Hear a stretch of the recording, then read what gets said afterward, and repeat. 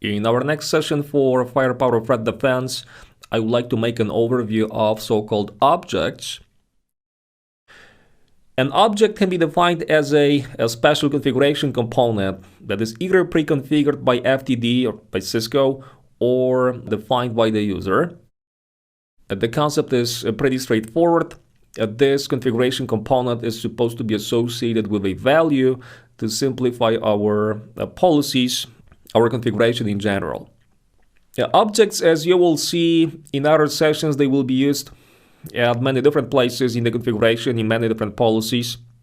And it's all about allowing you to be pretty flexible with potential configuration changes. It's the same logic like what we saw on the ASA.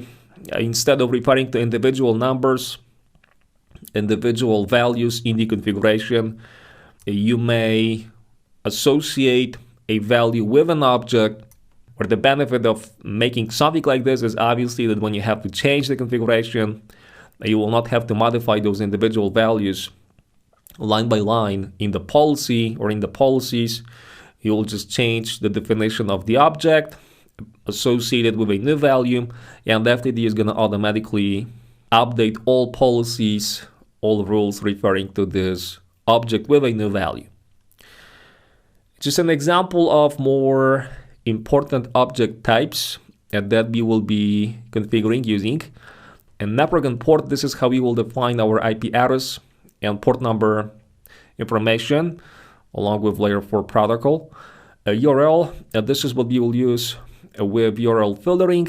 Variable sets, this stuff is going to be needed for intrusion detection, prevention, deployments.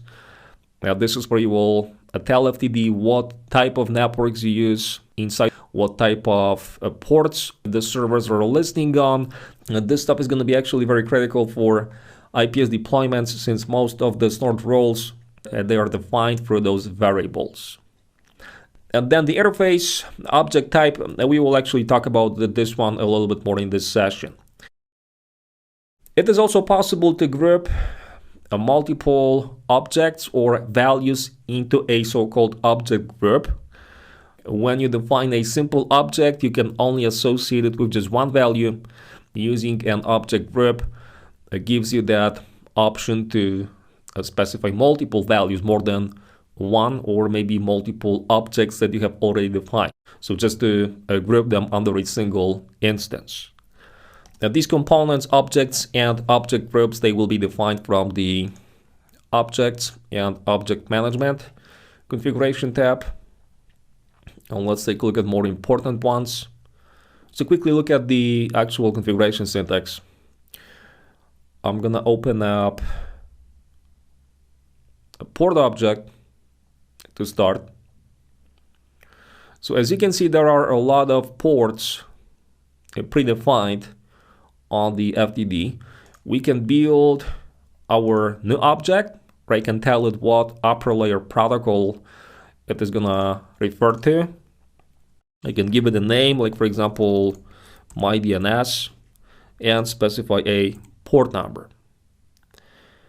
Okay, I can then group multiple objects. I can select individual objects, and I can also add a new object directly from the group window. And this concept is going to apply to most of these different types. When I take a look at the group, I'm going to say add network, then add network group. I can add individual objects here and then select them from this list. Okay, as I said, one of the more important object types is related to interfaces.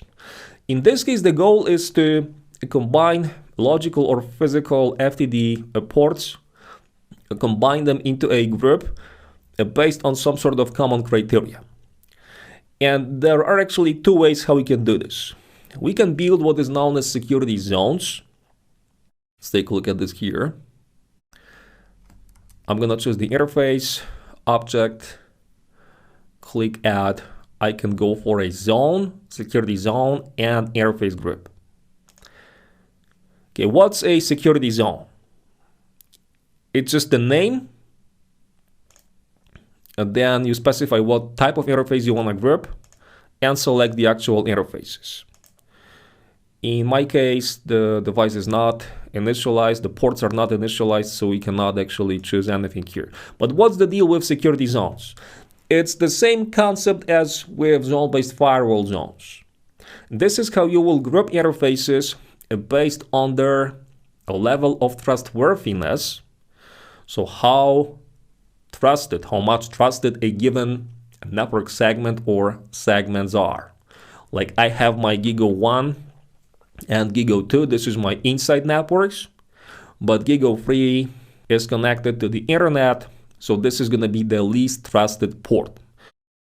So I put Giga 3 to the outside zone, I put Giga 1 and Giga 2 to the inside zone, and I can then use this information as I build my policies.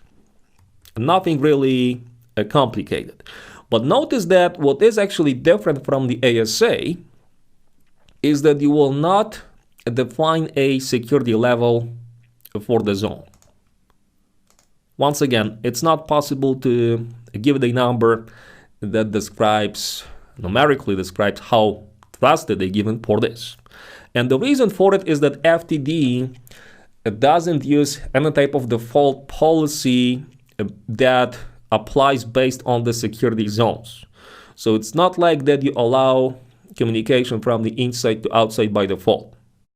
This is not supported, so it's not actually needed to define those security levels. All the policies in case of FTD will be directional, and they will be defined based on the sources and destinations. And there's also going to be a default rule that is going to tell FTD how to handle communication that is not a match with our rules.